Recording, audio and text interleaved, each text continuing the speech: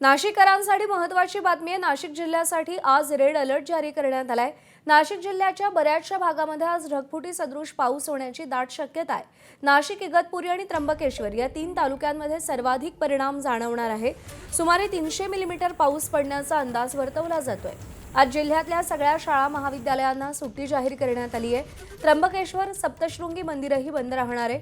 अतिवृष्टीच्या पार्श्वभूमीवर त्र्यंबकेश्वर देवस्थान गुरुवारपर्यंत बंद राहील।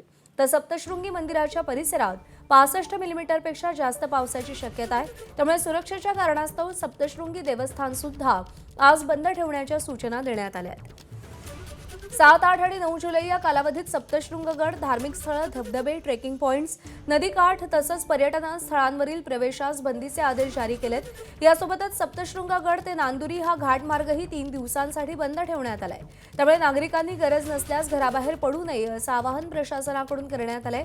दरम्यान नाशिक संदर्भात मुख्यमंत्र्यांनी काय माहिती दिली आहे पाहूया।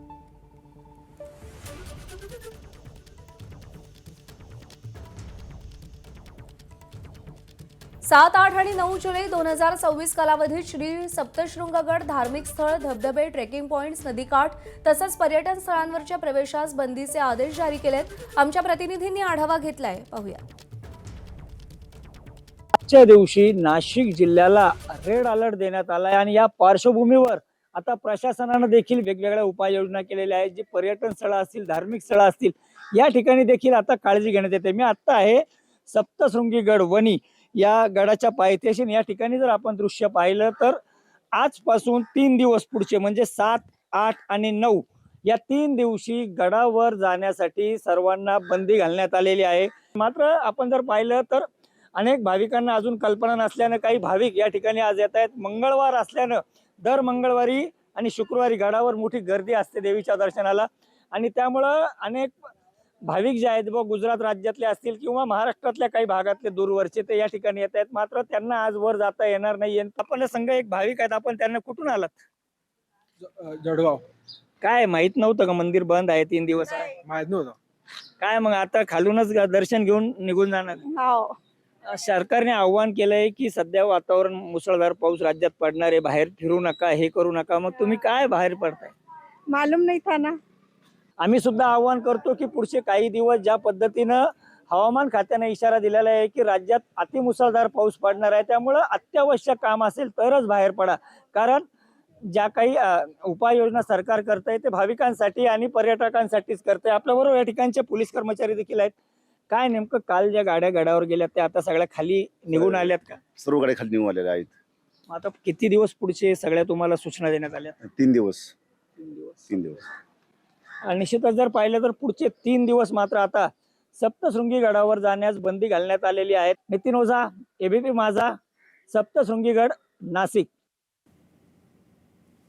तर सप्तशृंगगड आणि परिसरात बंदी घालण्यात आलेली आहे। ट्रेकिंग पॉइंट्स, धबधबे, नदीकाठावर जाण्यास देखील मज्जाव करण्यात आलेला आहे। नाशिक, त्र्यंबकेश्वर, इगतपुरी या 3 तालुक्यांमध्ये मुसळधार पावसाची शक्यता वर्तवण्यात आलेली आहे।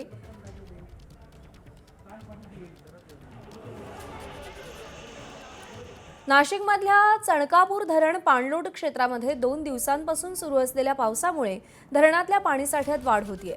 नाशिकच्या कळवणच्या पश्चिम पट्ट्यात तसंच सुरगाणाच्या काही भागात सुरू असलेल्या पावसामुळे मालेगाव शहरातून वाहणाऱ्या गिरणा नदीला पूर आलाय। या पावसामुळे नदी दुथडी भरून वाहतीये। मध्यरात्री उशिरा गिरणा नदी प्रवाहित होऊ लागल्यानं नदीपात्रातील गावांना सतर्कतेचा इशारा देण्यात आला।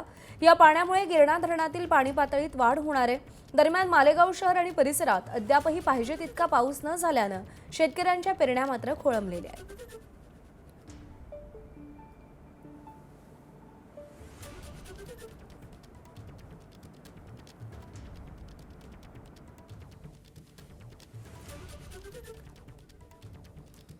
रात्री सतत झालेल्या पावसानंतर त्र्यंबकेश्वरमध्ये आता पावसाचा जोर वाढलाय।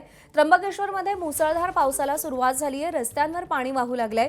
ढगफुटीच्या पार्श्वभूमीवर खबरदारीचा उपाय यासाठी मंदिराकडे जाणाऱ्या मार्गावरची दुकानं देखील बंद करण्यात आलेली आहेत।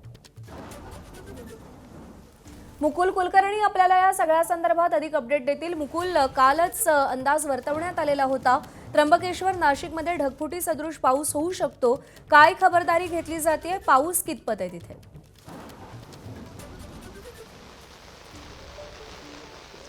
रात्रीपासून संततधार ही सुरू आहे, मात्र थोड्या वेळापूर्वी जोराचा वारा देखील वाहू लागलेला आहे आणि त्याचबरोबर पावसाचा जोरही वाढतो आहे। त्यामुळे रस्त्यावर देखील आता आपण बघतोय की आता कुठे जोरदार पावसाला सुरुवात झालेली होती आणि अशा पद्धतीने जसे ओळ वाहतात तशा स्वरूपामध्ये आता रस्त्यावर पाणी वाहू लागलेलं आहे। ज्या त्र्यंबकेश्वर नगरीमधल्या छोट्या छोट्या गल्लीबोळ आहे तिथून देखील आता पाण्याचा प्रवाह हा वाढू लागलेला आहे।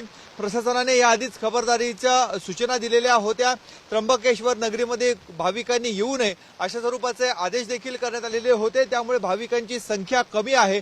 तुरळक भाविक जे आहेत ज्यांना या घटनेबाबत माहिती नव्हतं ते भाविक इथे येत आहेत, मात्र त्यांना दर्शन न घेताच माघारी परतावं लागतंय आणि मंदिर परिसरामधली जी अशी सर्व दुकानं आहेत ती दुकानं सकाळी लवकर सुरू होतात, परंतु आज आपण बघतोय खबरदारीच्या उपाययोजना सुरू आहेत आणि त्यामुळे ही मंदिराच्या समोरची दुकानं देखील बंद ठेवण्यात आलेली आहे। सध्या परिस्थिती पूर्णपणे नियंत्रणामध्ये आहे। जी हवामान विभाग त्याचबरोबर जिल्हा प्रशासनाकडून माहिती मिळते आहे, जो ढगफुटीचा धोका होता त्याचा प्रभाव काही प्रमाणामध्ये कमी झालेला आहे। हा दिलासादायक जरी असला तरी देखील मुसळधार पर्जन्यवृष्टी ही सुरू राहणार आहे। आज सायंकाळपर्यंत अशीच परिस्थिती त्र्यंबकेश्वरसह नाशिकच्या विविध भागामध्ये सुरू राहील, परंतु आता परिस्थिती नियंत्रणात आहे। तर देखील मुसळधार पावसामुळे त्र्यंबकेश्वर नगरीमधील रस्त्यांवर आता पावसाचं पाणी वाहू लागलेलं आहे। मुकुल, धन्यवाद दिलेल्या माहितीसाठी।